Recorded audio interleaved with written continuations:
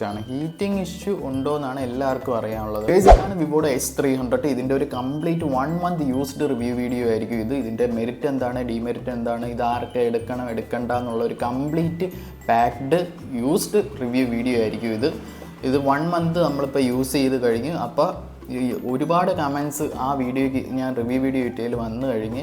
അപ്പോൾ ഇത് ഒരുപാട് പേര് ഇപ്പോൾ എടുത്ത് ഉപയോഗിച്ചുകൊണ്ടിരിക്കുന്നു. വാച്ചിങ് ഓൺ മൈ H300 എന്നും പറഞ്ഞ് ഒരുപാട് കമൻസ് നമ്മളെ റിവ്യൂ വീഡിയോയുടെ അടിയിൽ വന്നു കഴിഞ്ഞ്. അതിന് ശേഷം ഒരുപാട് ഡൗട്ട്സ് ഓരോരുത്തർ ചോദിക്കുന്നുണ്ട്. അപ്പോൾ അതിൻ്റെ അർത്ഥം എന്ന് വെച്ചാൽ ഈ ഫോൺ ഇഷ്ടപ്പെട്ട് എടുക്കാൻ ആഗ്രഹിച്ചിരിക്കുന്ന ഒരുപാട് പേരുണ്ട്. അവരെ ആരും തന്നെ ഈ video മിസ്സാക്കരുത്.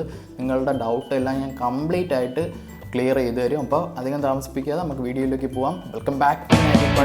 Let's go to the video. അപ്പോൾ ഫസ്റ്റ് ഓഫ് ഓൾ ഞാൻ ഇത് യൂസ് ചെയ്തതിൽ 100% സാറ്റിസ്ഫൈഡ് ആണെന്ന് ഞാൻ ഒരിക്കലും പറയത്തില്ല. അതിൻ്റെ കാര്യം എന്തെന്ന് ഞാൻ പിന്നീട് പറയാം. അപ്പോൾ ആദ്യം ഞാൻ എന്തൊക്കെ രീതിയിൽ ഇത് കംഫർട്ടബിളായിട്ട് എനിക്ക് തോന്നി എന്ന് ഞാൻ പറയാം. എനിക്ക് ഇതിൻ്റെ സ്ക്രീൻ സൈസ് ഭയങ്കര ഇഷ്ടമാണ്. അതായത് 6.31 ഇഞ്ചാണ് ഇതിൻ്റെ സ്ക്രീൻ സൈസ് വരുന്നത്. എനിക്ക് കോമ്പാക്റ്റബിൾ ആയിട്ടുള്ളൊരു ഫോണാണ് ഞാൻ നോക്കിയതും. അതുകൊണ്ടാണ് ഞാൻ ഇത് എടുത്തത്. അപ്പോൾ ഇത് ഞാൻ 100% ഈ സ്ക്രീൻ സൈസിൽ സാറ്റിസ്ഫൈഡ് ആണ്.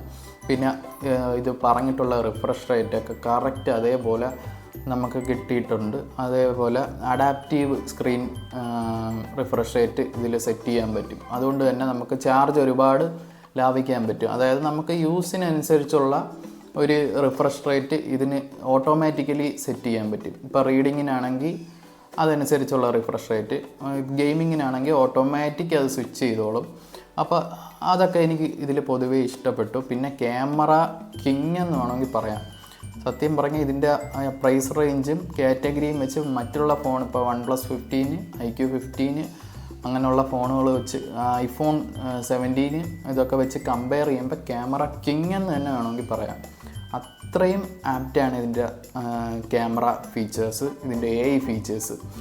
പിന്നെ എടുത്തു പറയാനാണെങ്കിൽ ബിൽഡ് ക്വാളിറ്റി ഒരു രക്ഷയില്ലാത്ത ബിൽഡ് ക്വാളിറ്റിയാണ്. അത്ര ഫിറ്റ് ആൻഡ് ഫിനിഷ് ആണ് ഇതിൻ്റെ മേക്കിംഗ് എന്ന് പറയുന്നത്. നമുക്ക് ഹോൾഡ് ചെയ്യാനൊക്കെ കൊണ്ട് നടക്കാനൊക്കെ അത്രയും കോമ്പാക്റ്റബിളാണ്.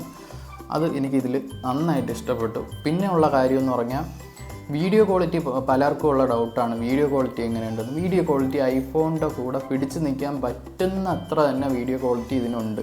അതേപോലെ പോർട്രേറ്റ് വീഡിയോ ആയിക്കോട്ടെ, നോർമൽ വീഡിയോ ആയിക്കോട്ടെ, അത്രയും ക്വാളിറ്റി തന്നെ നമുക്ക് അത്യാവശ്യം കളർ ഗ്രേഡിങ് ഇതിൻ്റെ അകത്ത് കിട്ടുന്നുണ്ട്. AI ഫീച്ചർ ലോഡഡ് ആയതുകൊണ്ട് തന്നെ അത്യാവശ്യം കളർ ഗ്രേഡിങ്ങും പിന്നെ എഡിറ്റിംഗ് ഓപ്ഷൻ, ഇതിൻ്റെ അകത്ത് വരുന്ന എഡിറ്റിംഗ് ഓപ്ഷനൊക്കെ വളരെ ഇമ്പ്രൂവ്ഡ് ആണ്. നമ്മൾ നേരത്തെ ഇൻഷോട്ടൊക്കെ യൂസ് ചെയ്താണ് ഒരുപാട് എഡിറ്റിംഗ് ഒക്കെ ചെയ്തുകൊണ്ടിരുന്നത്. ഇപ്പോൾ ഇതിനകത്ത് തന്നെ ഒരുപാട് എഡിറ്റിംഗ് ഓപ്ഷൻസിൻ്റെ ഫീച്ചേഴ്സ് ലോഡഡാണ് ഈ ഫോൺ. അപ്പോൾ അതൊരു മെറിറ്റാണ്. പിന്നെ ഡിസൈൻ്റെ കാര്യത്തിൽ എനിക്ക് ഇഷ്ടപ്പെട്ടത് ഈ ഫ്ലാഷ് ലൈറ്റിൻ്റെ ഒരു പൊസിഷനും അതിൻ്റെ ഒരു രീതിയൊക്കെയാണ്. കാരണം ഈ ബാക്കിൽ ഈ ഫ്ലാഷ് ലൈറ്റ് ഉണ്ടെന്ന് നമുക്ക് അറിയാൻ പറ്റത്തില്ല. കാരണം ഇവിടെ ഒരു ഡിസൈനുണ്ട് ഫ്ലാഷ് ലൈറ്റിൻ്റെ. കാരണം ലൈറ്റായിട്ട് ഒന്നും ബഡ്ജ് ചെയ്ത് നിർത്തിയിട്ടില്ല. എല്ലാം ഉള്ളിൽ നല്ല രീതിയിൽ ഫിക്സഡ് ആയിട്ടാണ് സെറ്റ് ചെയ്തേക്കുന്നത്. അതെനിക്ക് ഇഷ്ടപ്പെട്ട നല്ലൊരു ഫീച്ചറാണ്. പിന്നെ എടുത്തു പറയാനാണെങ്കിൽ ഇതിൻ്റെ സ്റ്റീരിയോ സ്പീക്കേഴ്സ് അത്യാവശ്യം കൊള്ളാം. എന്നാലും ഐഫോൺ യൂസ് ചെയ്തിട്ട് ഇതിലോട്ട് വന്നപ്പോൾ അത്ര ഒരു മികച്ച ഫീൽ എനിക്ക് കിട്ടിയില്ല. സ്റ്റീരിയോ ഫീച്ചറിൻ്റെ സ്റ്റീരിയോ ഓഡിയോയുടെ ഒരു ഔട്ട്പുട്ട് ഉണ്ടല്ലോ, അത് മറ്റേതെന്ന് ഇതിലോട്ട് വരുമ്പോൾ അത്ര ഇതായിട്ട് എനിക്ക് തോന്നിയില്ല, പെർഫെക്റ്റ് ആയിട്ട് തോന്നിയില്ല. എന്നാലും ബെറ്ററാണ്. പിന്നെ ഇഷ്ടപ്പെട്ട ഫീച്ചർ എന്ന് പറഞ്ഞാൽ ഫ്രണ്ട് ക്യാമിൻ്റെ ക്വാളിറ്റി 50 MB ക്യാമാണ് വരുന്നത്. അപ്പോൾ അതിൻ്റെ ക്വാളിറ്റി, പോർട്രേറ്റ് വീഡിയോയുടെ ക്വാളിറ്റിയൊക്കെ അപാരമാണ്, ഒരു രക്ഷയില്ലാത്ത ക്വാളിറ്റിയാണ്. പിന്നെ നെക്സ്റ്റ് ആയിട്ട് ഇഷ്ടപ്പെട്ട ഒരു കാര്യം എന്ന് പറഞ്ഞാൽ ഇതിൻ്റെ OS 6 അപ്ഡേറ്റ്. വിവോ ഇതിൽ OS 6ൻ്റെ അപ്ഡേറ്റാണ് കൊടുത്തേക്കുന്നത്. മൊത്തം ഇൻ്റർഫേസ് തന്നെ മാറ്റിയ ഒരു അപ്ഡേറ്റ് തന്നെയാണ് OS 6. കാരണം ഒരുപാട് ഫീച്ചേഴ്സ് ആഡായിട്ട് വന്നിട്ടുണ്ട്. ഇതേപോലുള്ള ആനിമേഷൻസ് നിറഞ്ഞ കുറേ ഫീച്ചേഴ്സ് ഇതിൽ വന്നിട്ടുണ്ട്. അതേപോലെ സ്പോട്ടിഫൈയിൽ മ്യൂസിക് പ്ലേ ചെയ്യുമ്പോൾ ഉള്ള ഒറിജിനൽ ഐലൻഡിൻ്റെ ആ ഒരു ഫീച്ചർ നന്നായിട്ട് ഒറിജിനൽ ഐലൻഡ് മുകളിൽ വന്നിട്ടുണ്ട്. ഐഫോണിൻ്റെ അകത്ത് ഡൈനാമിക് ഐലൻഡ് എന്ന് പറയുമെങ്കിൽ ഇതിനകത്ത് ഒറിജിനൽ ഐലൻഡ് എന്നാണ് പറയുന്നത്. അപ്പോൾ ഇതാ കണ്ടോ, ഇതൊക്കെ ഒറിജിനോ 6-ൽ വന്ന മാറ്റങ്ങളാണ്. അപ്പോൾ ഇതൊക്കെ എക്സലൻ്റ് ആയിട്ട് ഇതിനകത്ത് വർക്കൗട്ട് ആയിട്ടുണ്ട്. പിന്നെ നെക്സ്റ്റ് എടുത്ത് പറയാനാണെങ്കിൽ പിന്നെ ഇഷ്ടപ്പെട്ടതെന്ന് പറഞ്ഞാൽ LTPO AMOLED LED ഡിസ്പ്ലേ ആണ്. അതിൻ്റെ പീക്ക് ബ്രൈറ്റ്നസ്സും HBയും ഹൈ ബ്രൈറ്റ്നസ് മോഡും നന്നായിട്ട് എഫക്റ്റീവായിട്ട് പെർഫോമൻസ് ചെയ്യുന്നുണ്ട്. ഇപ്പോൾ സൺലൈറ്റിൽ നമ്മൾ പുറത്തിറങ്ങിയാലും വീട്ടിനുള്ളിലായാലും തന്നെ ഒരു മൂവിയൊക്കെ വാച്ച് ചെയ്യണമെങ്കിൽ എക്സലൻറ്റ് ക്വാളിറ്റിയിലാണ് അതിൻ്റെ ഔട്ട്പുട്ട് വിഷ്വലൈസ് ചെയ്ത് തരുന്നത്. അതെനിക്ക് ഭയങ്കരമായിട്ട് ഇഷ്ടപ്പെട്ടു. അത്രയും നല്ല ക്വാളിറ്റിയാണ്, നല്ല ഒരു എക്സ്പീരിയൻസ് ആണ് ഇതിൽ. ഒരു മൂവിയൊക്കെ ഇരുന്ന് കാണാനാണെങ്കിൽ പ്രത്യേകിച്ച് ഇതിൻ്റെ വെസൽസ് കുറവായതുകൊണ്ട്, ഔട്ടർ വെസൽസ് നല്ല രീതിക്ക് കുറവായതുകൊണ്ട് ഒരു മൂവിയൊക്കെ ഇരുന്ന് വാച്ച് ചെയ്യാനാണെങ്കിൽ അത്യാവശ്യം നല്ല വിഷ്വലൈസ് ചെയ്ത് നമുക്ക് ഈ ഡിസ്പ്ലേയിൽ നിന്ന് കാണാം. അപ്പോൾ ഏറ്റവും കൂടുതൽ കമൻറ്റ് വന്നതെന്ന് പറഞ്ഞാൽ ഹീറ്റിംഗ് ഇഷ്യൂവിനെ കുറിച്ചാണ്. ഹീറ്റിംഗ് ഇഷ്യൂ ഉണ്ടോ എന്നാണ് എല്ലാവർക്കും അറിയാനുള്ളത്. ഹീറ്റിംഗ് ഇഷ്യൂ ഉണ്ട്. എപ്പോഴെന്ന് പറഞ്ഞാൽ ഇതിൻ്റെ ക്യാമറ ഓൺ ആക്കുമ്പോൾ. അല്ലാതെ നോർമൽ യൂസ് ആണെങ്കിൽ നമുക്ക് അത്യാവശ്യം മാനേജബിളാണ്. നോർമൽ യൂസിൽ ഹീറ്റിംഗ് ഇഷ്യൂ പൊതുവേ ഇല്ല എന്ന് തന്നെ പറയാം. ഹീറ്റിംഗ് ഇഷ്യൂ ഇല്ല. നോർമൽ യൂസ്, അതായത് ഇൻസ്റ്റ സ്ക്രോൾ ചെയ്ത് യൂട്യൂബൊക്കെ സ്ക്രോൾ ചെയ്ത് കോളൊക്കെ അറ്റൻഡ് ചെയ്തൊക്കെ ഇരിക്കുകയാണെങ്കിൽ അത്യാവശ്യം ഒരു ഹീറ്റിംഗ് ഇഷ്യൂ നമുക്ക് ഫീൽ ആവത്തില്ല. ഹീറ്റിംഗ് ഇഷ്യൂ എപ്പോൾ കൂടി വരുന്നതെന്ന് പറഞ്ഞാൽ ഗെയിമിങ്ങിലോട്ട് കിടക്കുമ്പോൾ ഒരു ഹീറ്റിങ്, എന്നാൽ ക്യാമറയിലോട്ട് കിടക്കുമ്പോൾ വേറെ ഒരു രീതിയിലുള്ള ഹീറ്റിങ്. അത് സ്റ്റെപ്പായിട്ട് നമുക്ക് മനസ്സിലാവും. കാര്യം എന്ന് പറഞ്ഞാൽ ഗെയിമിങ്ങിലോട്ട് കിടക്കുമ്പോൾ അത്യാവശ്യം നമുക്ക് മാനേജബിളായിട്ടുള്ള ഹീറ്റിങ് മാത്രമേ ഉള്ളൂ. ഒരു 2 hourൊക്കെ BGMI പ്ലേ ചെയ്യണമെങ്കിൽ ആ ഒരു രീതിയിൽ ഹീറ്റിംഗ് ഉണ്ട്. അത് നമുക്ക് ബാലൻസ് ആയിക്കൊണ്ട് പോവാം. പിന്നെ ക്യാമറയിലോട്ട് കിടക്കുമ്പോൾ അതിനേക്കാളും കുറച്ച് കൂടുതൽ ഹീറ്റിംഗ് ഇതൊന്ന് വരുന്നുണ്ട്. അതേപോലെ ചാർജും ഡ്രെയിൻ ആവുന്നുണ്ട്. അതനുസരിച്ച് ഞാൻ ഈ നേരത്തെ പറഞ്ഞ പോലെ തന്നെ ഗെയിമിങ്ങിലോട്ട് വരുമ്പോൾ കുറേ കൂടെ ചാർജ് ഡ്രെയിൻ ആവും. അപ്പോൾ ക്യാമറയിലോട്ട് വരുമ്പോൾ അതൊന്നും കൂടുതൽ ഇച്ചിരി ചാർജ് ഡ്രെയിൻ ആവുന്നുണ്ട്. ഞാൻ പറയുന്നത്, ഞാൻ അത്യാവശ്യം ക്യാമറ നല്ലതുപോലെ യൂസ് ചെയ്യും. വീഡിയോസൊക്കെ നല്ല രീതിക്ക് എടുക്കും. അതേപോലെ ഫോട്ടോസ് നല്ല രീതിക്ക് ഞാൻ എടുക്കും. പിന്നെ എൻ്റെ ക്യാമറയൊക്കെ ഓണാക്കി ഒരു 10 ക്ലിക്കൊക്കെ പിക്കൊക്കെ എടുക്കണമെങ്കിൽ അത്യാവശ്യം നല്ലതുപോലെ ഹീറ്റിംഗ് വരുന്നുണ്ട്. അത് കുറച്ച് ടൈം കഴിയുമ്പോൾ തന്നെ നമുക്ക് ഹീറ്റിംഗ് കയ്യിൽ അറിയാൻ പറ്റും. പിന്നെ ഇതൊന്നും കിട്ടുന്ന ഔട്ട്പുട്ട് ആലോചിക്കുമ്പോൾ നമുക്കിതൊരു മാറ്ററായിട്ട് തോന്നത്തില്ല. പിന്നെ മാറ്ററായിട്ട് തോന്നുന്നത് എപ്പോഴാണെന്ന് വെച്ചാൽ ക്യാമറയ്ക്ക് വേണ്ടി മാത്രം ഇതെടുക്കുന്ന ആൾക്കാർക്ക് ഇതൊരു മാറ്ററാക്കേണ്ട കാര്യം തന്നെയാണ്. കാര്യം എന്ന് വെച്ചാൽ അത്യാവശ്യം നല്ലോണം ക്യാമറ നിങ്ങളൊരു 10 മിനിറ്റൊക്കെ ഷൂട്ട് ചെയ്താൽ അത്യാവശ്യം നല്ലതുപോലെ ഫോൺ ഹീറ്റ് ആവുന്നുണ്ട്. ക്യാമറ ഓണാക്കിയ ബാറ്ററി ഡ്രെയിനിങ്ങും അതേപോലെ ഉണ്ട്. പിന്നെ അടുത്തതായിട്ട് നമുക്ക് കുറച്ച് കമൻസ് വന്നിട്ടുണ്ട്. അതിൻ്റെ റിപ്ലൈ നമുക്ക് കൊടുക്കാം. ബാറ്ററി ലൈഫ് എങ്ങനെയാണെന്ന് ചോദിച്ചിട്ടുണ്ട്. ബാറ്ററി ലൈഫിൻ്റെ കാര്യമാണ് ഞാനിപ്പോൾ പറഞ്ഞത്. അതനുസരിച്ച് നമ്മളെ യൂസേജ് അനുസരിച്ചാണ് ബാറ്ററി ലൈഫ് എന്ന് പറയുന്നത്. നമുക്ക് നോർമൽ യൂസേജ് ആണെങ്കിൽ അത്യാവശ്യം നല്ലതുപോലെ ചാർജ് നിൽക്കുന്നുണ്ട്. ഞാനിപ്പോൾ നേരത്തെ പറഞ്ഞ പോലെ ക്യാമറ ഓവറായിട്ട് യൂസ് ചെയ്താൽ അത്യാവശ്യം നല്ലതുപോലെ ബാറ്ററി ഡ്രെയിൻ ആവുന്നുണ്ട്. ഹീറ്റിങ്ങും അത്യാവശ്യം ഹീറ്റിംഗ് ഉണ്ട്. നോർമൽ യൂസൊക്കെ ആണെങ്കിൽ മാനേജബിളാണ്, ബാറ്ററി ലൈഫ് മാനേജബിളാണ്. ഇതേപോലെ 1.5 ദിവസമൊക്കെ ബാറ്ററി ചാർജ് നിൽക്കുന്നുണ്ട് നോർമൽ യൂസിന്. ഫോർ എക്സാമ്പിൾ ഇപ്പോൾ പറയുകയാണെങ്കിൽ ഞാൻ ഒരു 80 കിലോമീറ്റേഴ്സ്, അതായത് 2 സൈഡ് ഒരു 80 കിലോമീറ്റേഴ്സ് പോയിട്ട് വന്നു. അതായത് രാവിലെ ഒരു 10 മണിക്ക് പോയെങ്കിൽ തിരിച്ച് ഞാൻ ഒരു 5:30 ആയപ്പോൾ തിരിച്ചു വന്നു. ഞാൻ പോയ ടൈമിൽ എൻ്റെ കയ്യിൽ 95% ചാർജ് ഉണ്ടായിരുന്നു. ഞാൻ തിരിച്ചെത്തിയപ്പോൾ എൻ്റെ കയ്യിൽ 89% എനിക്ക് ചാർജ് ഉണ്ടായിരുന്നു. ഞാൻ ഓവറായിട്ട് ഫോൺ യൂസ് ചെയ്തിട്ടില്ല. എന്നാലും അത്യാവശ്യം ഗൂഗിൾ പേ ട്രാൻസാക്ഷൻസ്, ചെറുതായിട്ട് മാപ്പ് ഒന്ന് നോക്കിയിരുന്നു. പിന്നെ ഇതേപോലെ കോൾസ് അറ്റൻഡ് ചെയ്തിരുന്നു. ഇത്രയും ചെയ്തോളൂ. അപ്പോൾ തന്നെ അത്യാവശ്യം ചാർജ് നിൽക്കുന്നുണ്ട്. കാരണം ഇത്രയും മണിക്കൂർ ട്രാവൽ ചെയ്തിട്ടും അത്യാവശ്യം നോർമൽ യൂസൊക്കെ ചെയ്തിട്ടും അധികം ചാർജ് ഡ്രെയിനേജ് ഒന്നും വന്നിട്ടില്ല.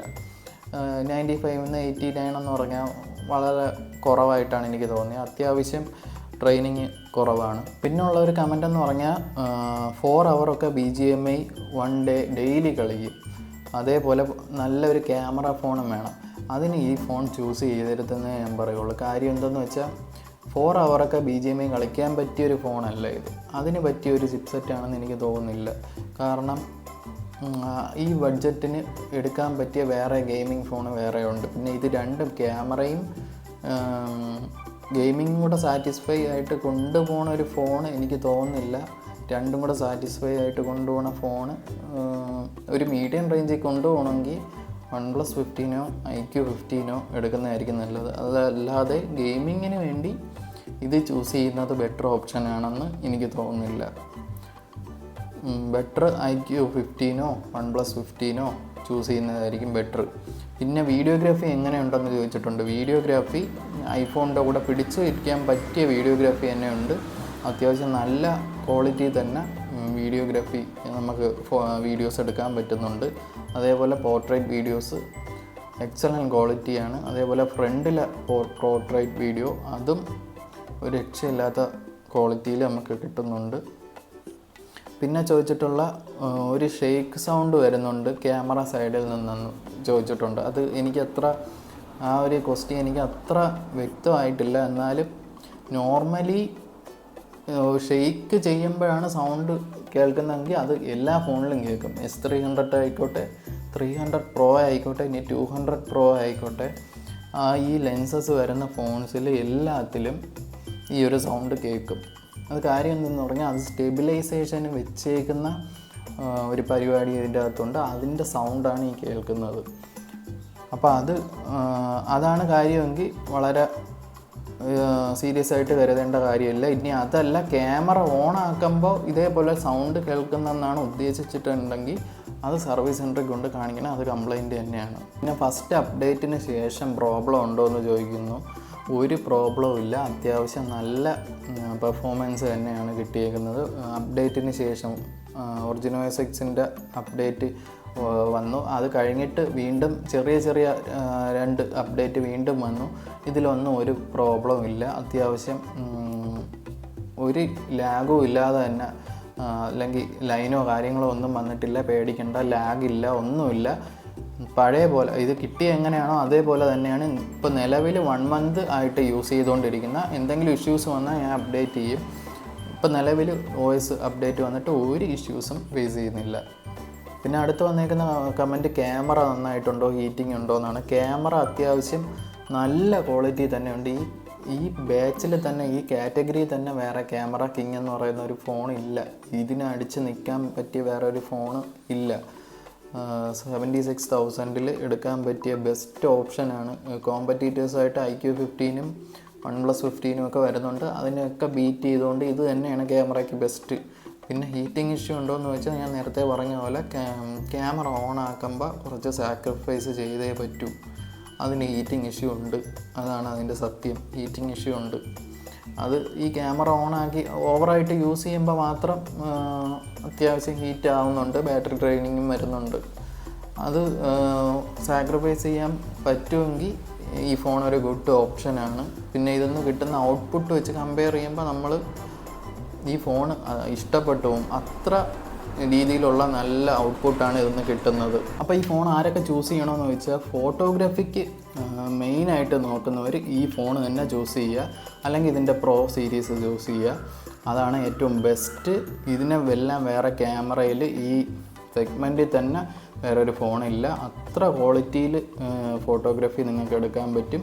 പിന്നെ ഒരു മോഡറേറ്റ് ഗെയിമിംഗ് ഒക്കെ ഹാൻഡിൽ ചെയ്യാൻ പറ്റുന്നവർ, പ്രോ ഗെയിമേഴ്സൊന്നും ഈ ഫോൺ ചൂസ് ചെയ്യരുത്.